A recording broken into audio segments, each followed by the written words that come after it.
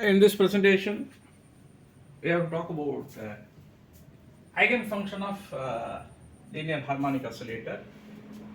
The eigenfunction of one-dimensional linear harmonic oscillator is sin of x equal to n of x e power minus q square by 2 into hn of q. Here n suffix n is the normalization constant. Hn of q is Hermite polynomial. The value of Hermite polynomial hn of q equal to minus 1 power n e power q square d power n e power minus q square divided by dq power n. This is the value of Hermite polynomial. Hn of q equal to minus 1 power n e power q square d power n e power minus q square divided by dq power n. Now we have to find out the value of n suffix n, normalization constant. For that we have to use the normalization condition. Sin star of x sin of x into dx equal to 1. Here sin of x is nn of x e power minus q square by 2 into hn of q. Sin star of x is nn star of x e power minus q square by 2 hn of q. Already we have had a dimensionless quantity. While deriving the energy eigenvalue, we have assumed q equal to alpha x. Then dq equal to alpha into dx. dx equal to dq by alpha. Say this is equation 1, this is equation 2. Now we have to find out the value of Nern's normalization constant. For that, substitute the value of sin star of x into sin of x dx. Sin star is nn star of x e power minus q square by 2 hn of q. Once again, sin is n of x e power minus q square by 2 hn of q into dx. The value of dx is dq by alpha. Substitute that value. Instead of dx, we have to substitute dq by alpha.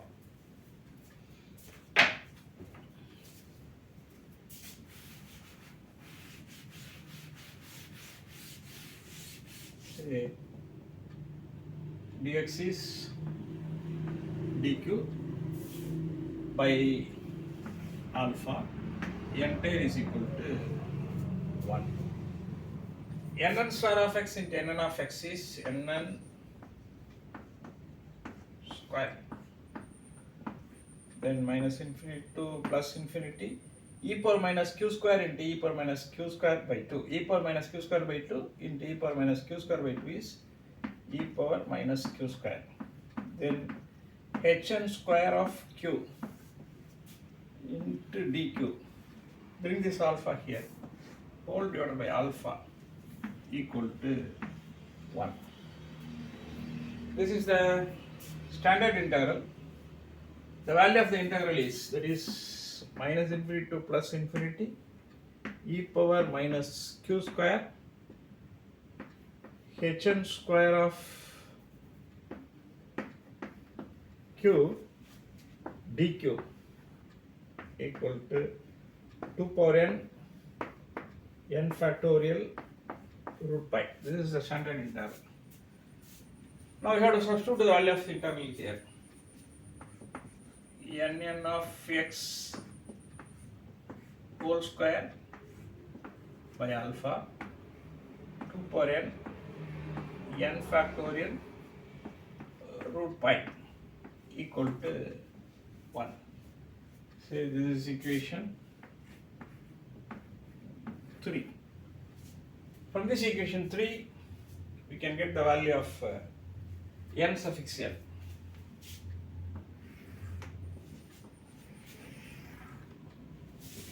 N suffix n equal to alpha divided by 2 power n factorial root pi entire power 1 by 2.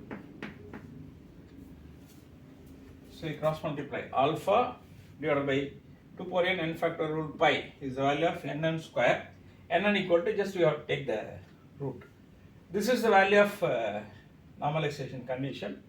Now we have to substitute the value of normalization condition in equation 1.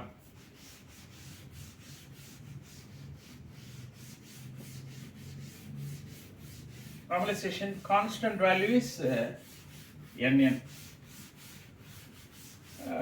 If you substitute the value of nn, normalization constant is alpha divided by 2 power n factorial root pi power 1 by 2 e power minus q square by 2 hn of q. Say this is equation 4. This is the value of the Eigen function of linear harmonic oscillator. If you want to find out the ground state value, that is n equal to 0 state, put n equal to 0 in the above equation 4. We may get our ground state Eigen function is alpha divided by 2 power 0, anything but 0 1, then 0 factorial 1. So alpha divided by root pi power half e power minus q square by 2, then h0 of q. Now we have to get our h0 of q. Here h0 of q equal to minus 1 power 0. Instead of n we have to put 0. Then e power q square d power 0 e power minus q square divided by dq power 0. Anything but 0 1 into e power q square. This quantity is equal to 1. d power 0 1, dq power 0 1, anything but 0 1. So the remaining term is e power minus q square. E power q square into e power minus q square is e power 0, that is equal to 1. So the value of h0 of q is 1. Therefore the ground state Eigen function is psi 0 of x equal to alpha divided by root pi entire power half into e power minus q square by 2. This is a ground state Eigen function. Now we have to find out the first excited state, that is n equal to 1 state. For the first excited state, the value of n is equal to 1. Psi 1 of x equal to, you know the value of normalization condition, that is alpha normalization constant 2 power n factorial root pi power half, this is sin of x e power minus q square by 2 hn of q. This is our sin of x. Here we have to put n equal to 1. Then psi 1 of x, which is equal to alpha divided by 2 power 1 is 2, 1 factorial is 1. So 2 root pi entire power half e power minus q square by 2 h1 of q.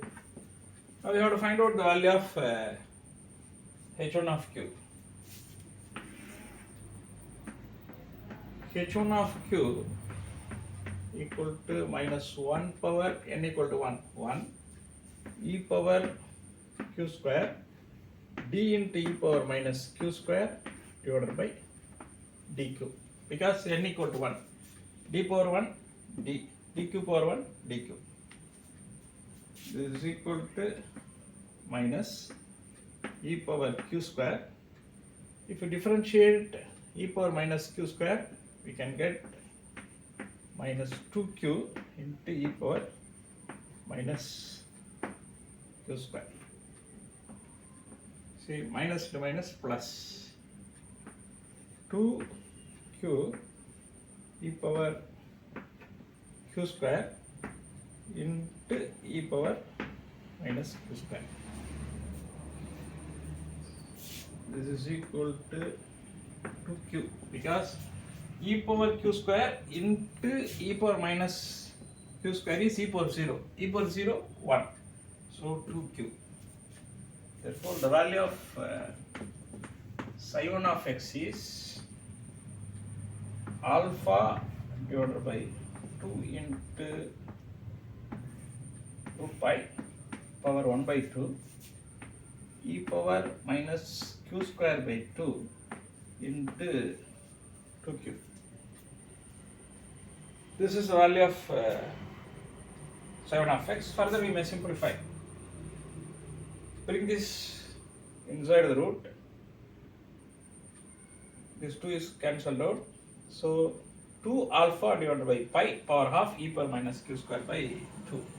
We can modify this in that form. Psi 1 of x equal to,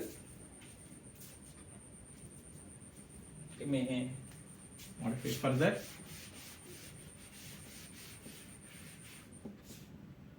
Psi 1 of x equal to 2 alpha divided by root pi power 1 by 2 e power minus q square by 2. This is actually root 2 into root 2. Here the 2 is present inside the root. So 2 alpha divided by root pi entire power half into e power minus q square by 2 is the value of psi 1 of x. Next we have to find out the value of psi 2 of x, that is second excited state. For the second excited state, we have to put n equal to 2. Psi 2 of x, which is equal to alpha divided by 2 square 4, 2 factorial 2, this is 8 into root pi entire power half.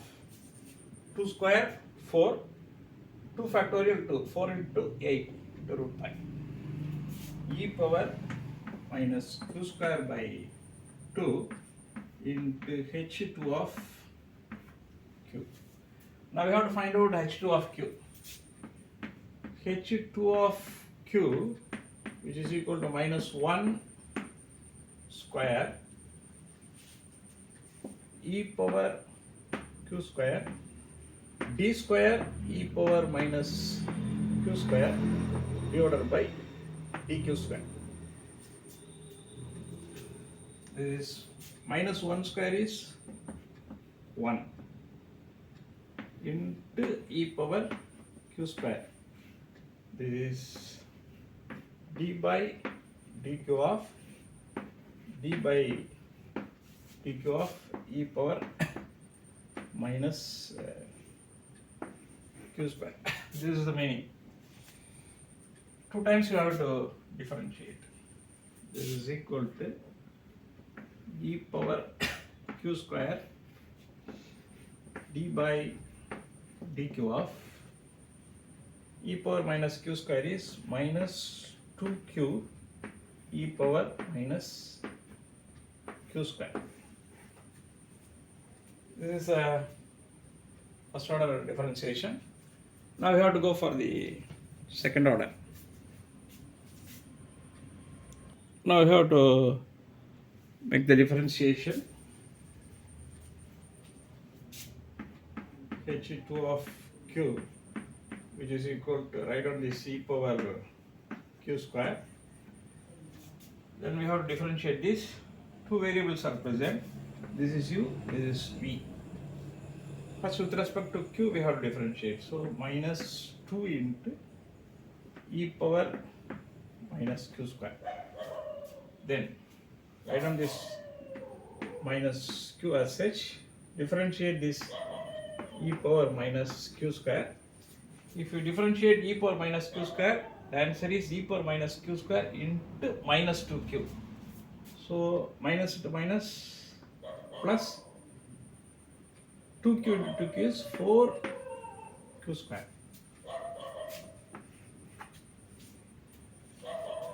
This is a differentiation.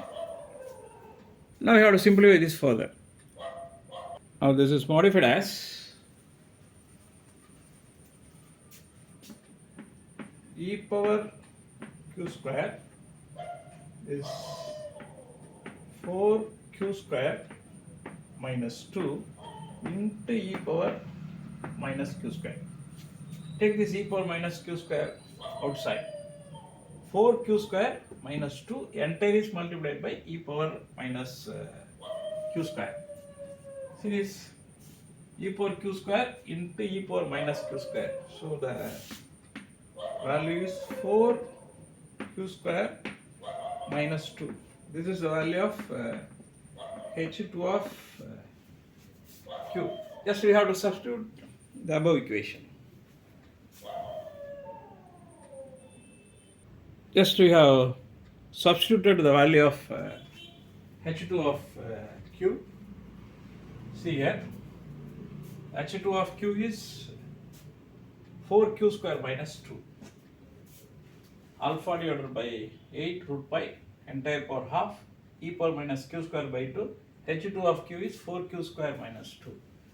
This is alpha divided by 8 into root pi power 1 by 2 e power minus q square by 2 2 into 2q square minus 1. Now we may simplify this further by